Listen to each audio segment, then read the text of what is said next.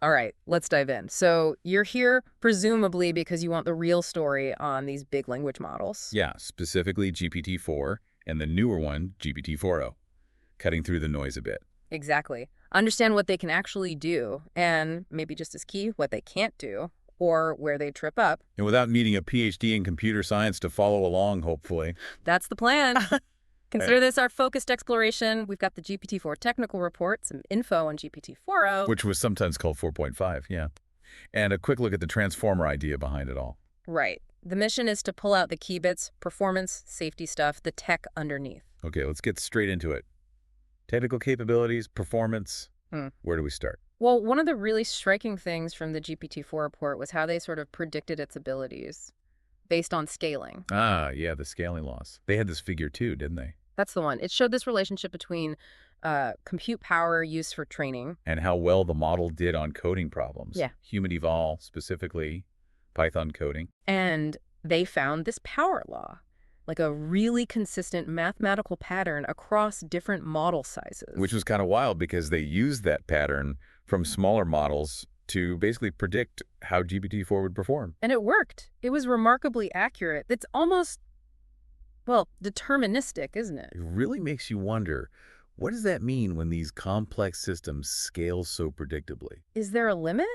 Or does it just mean more compute equals more capability almost indefinitely? What are your thoughts on that? Bit of a head scratcher. Definitely. And it wasn't just coding, right? Table 2 in the report has a whole list of benchmarks. Yeah, academic stuff, professional tasks, things like human eval we mentioned, but also DROP-P. That's the reading comprehension and arithmetic one. And GSM-8K, the grade school math problems. And across most of these, GPT-4 showed, well, pretty big jumps compared to older models. Like on human eval, that 67% success rate was a decent leap. But interestingly, not always the best. You mentioned DROP-P. Yeah, on DROP-K, another model, QDGA, it's actually edged it out slightly.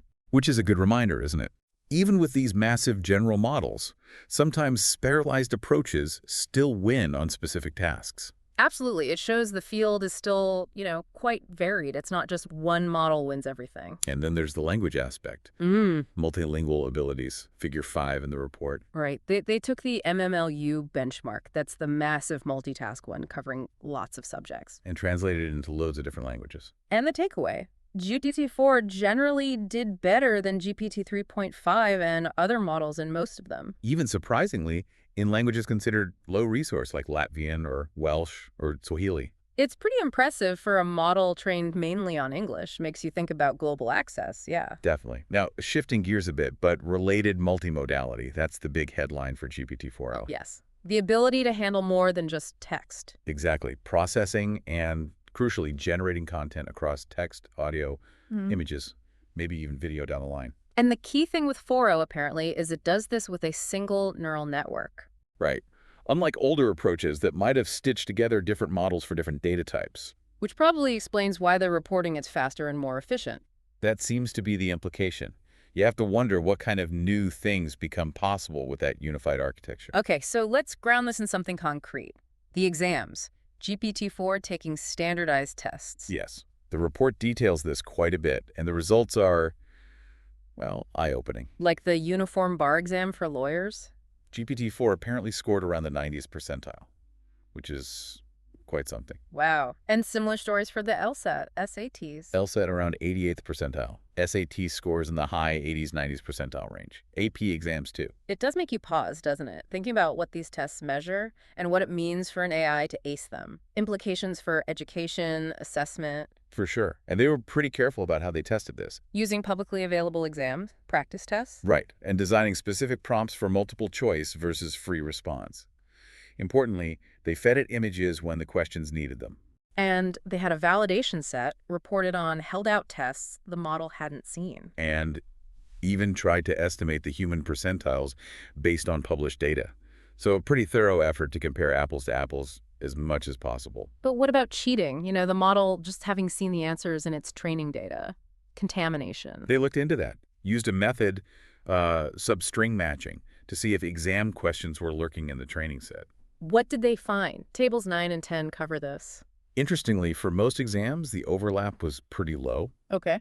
And maybe even more surprising, whether that small amount of contamination was present or whether the model could see images, Yeah. it didn't seem to change the scores all that much. Really? So it wasn't just memorizing. It suggests, well, maybe some kind of generalized understanding. That seems to be the suggestion.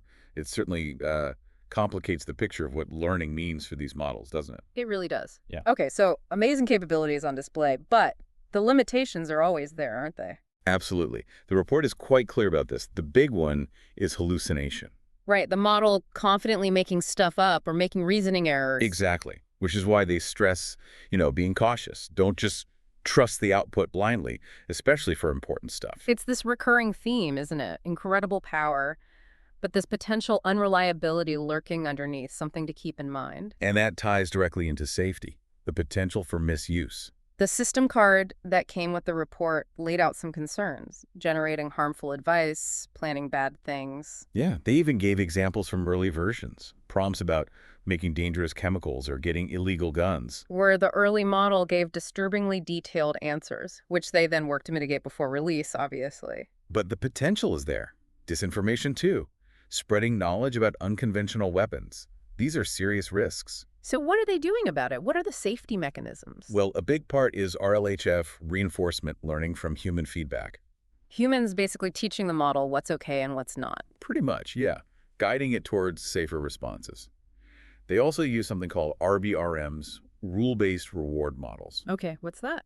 It's essentially using another AI, a fine-tuned GPT-4 itself, to act as a judge based on safety rules. So an AI judging another AI's output for safety? Sort of, yeah.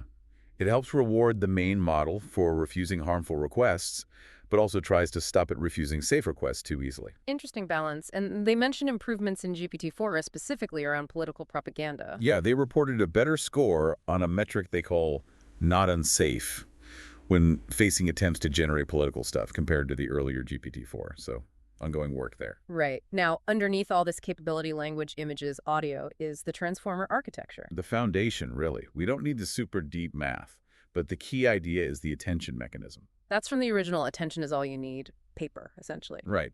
It's how the model figures out which parts of the input text, for instance, are most important for generating the next part of the response. Like focusing on the keywords to understand meaning. That's a good way to think about it. Yeah. It lets the model weigh the significance of different pieces of information dynamically. It was a real breakthrough. And the speed-ups in 4.0 might come from tweaking this architecture, or that single network thing we mentioned. Could be either, or both. Architectural refinements, maybe optimizations in how attention works, or just the efficiency gained from that unified multimodal design. It highlights how important the underlying engineering is. It really does. You know, looking at all this, there's definite irony, isn't there? How so? Well, we have models acing lawyer exams, doing complex reasoning. But they can also just confidently invent facts or get basic logic wrong. Exactly. We rely on them for increasingly complex tasks, yet we constantly have to watch out for these fundamental flaws and potential harms. What do you, listening, make of that duality? It's quite the paradox. It really is a technology holding immense promise but demanding so much caution and oversight. So wrapping up this deep dive, GPT-4, clearly a massive step up, impressive performance pretty much across the board. But vital to remember the caveats, reliability issues, the potential for misuse. Still very much use with caution. And GPT-4o builds on that, bringing in efficient multimodality, potentially faster performance, and showing continued work on safety. The pace of change is just relentless, isn't it? It really is. Which leaves us with a final thought, perhaps.